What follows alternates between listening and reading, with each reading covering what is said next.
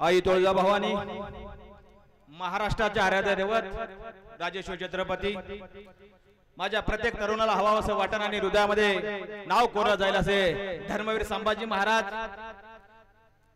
शिक्षणाचे जनक शाहू महाराज, राष्ट्रमाता जिजाऊ माता रमाई, संत श्रेष्ठ ज्ञानेश्वर महाराज, तुकाराम महाराज, या भूमीमध्ये आपण आहात ती शौर्याची भूमी म्हणून ओळखली गेली आणि क्रांतीची म्हणून ओळखली गेली अशा शिलेदार नरवी तानाजी मावसा भूमी आपण आहात। त्यांच्या पवित्र मूर्ती सुवंदन करून आज या ठिकाणी आपल्या सर्वांचे लाडके उमेदवार कार्यसभा आमदार सन्माननीय बरेशेठ गोगोळे साहेब यांच्या प्रचारार्थ व्यासपीठावर येईल आमचे नेते कृष्णा नरे साहेब, संतोष दादा गोगावळे व व्यासपीठातील सर्व सहकारी बांधवांनो, आज या ठिकाणी खऱ्या अर्थाने विश्वाची नांदी झालेली आहे। आमदार साहेबांचा विजय अट्टल आहे, कोणी रोखू शकत नाही। फक्त आपलं बहुमूल्य मत आपण पवित्र आमदार साहेबांना अभिवादन पाठवण्यासाठी आपलं पवित्र मत तिथं द्यायचंय।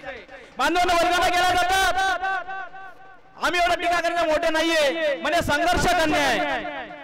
परंतु मला सांगावं असं वाटतं, जेव्हा महाड पोलादपूर तालुक्याला प्रलय झाला तेव्हा जर कुणी कार्याने काम केलं असेल तर नामदार तेव्हा आदिताई तटकरे होत्या।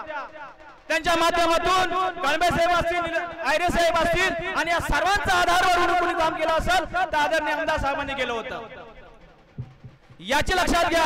अरे हा पोलादपूर तालुका या फिनिक्स पक्षाप्रमाणे उडणारा तालुका आहे। या तालुक्याला अनेक संकट आली, अनेक संकट झेपली, परंतु या तालुक्यातला माझा नागरिक, माझा तरुण, माझा मतदार कधी मागे हटला नाही। त्याचं कारण आपण नरवेच्या भूमीचे आहोत, योद्ध्याच्या भूमीचे आहोत, कायम लढणारे आहोत आपण।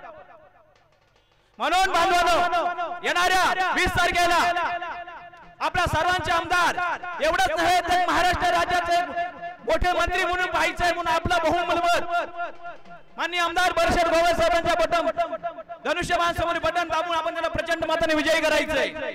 आणि आपला बहुमूल्य देताना आपल्या आजूबाजूला असलेल्या लोकांचं बरेच वर्गाला केल्या जातात, परंतु विजय निश्चित आहे। आपला बहुमूल्य अनमोल ठेवाय आणि वाया जाणार नाही याची प्रत्येकाने काळजी घ्या।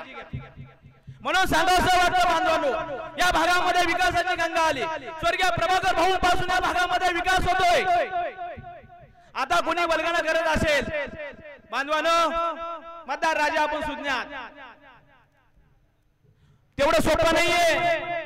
4 टर्म आता बरेचसे नक्कीच चौथ्यांदा चौकारण आमदार होणार आहेत, ही काळ्या दगडाची रेग आहे। परंतु त्या आमदाराला साक्षीदार होऊन जास्तीत जास्त निधी कसा आणता येईल या पोलादपूर तालुक्याचं आपल्याला जास्त सर्व योगदान पाहिजे, ही मतदारातून भेटून आपण दाखवलं पाहिजे। म्हणून मी दादा एवढं सांगेन, अरे शौर्य का पैगाम सिर्फ मोहम्मद से नहीं होता है, जो लोगों पे दिल पे राज करता है ना उसको असली बादशाह कहते हैं और नाम है बरेशेठ।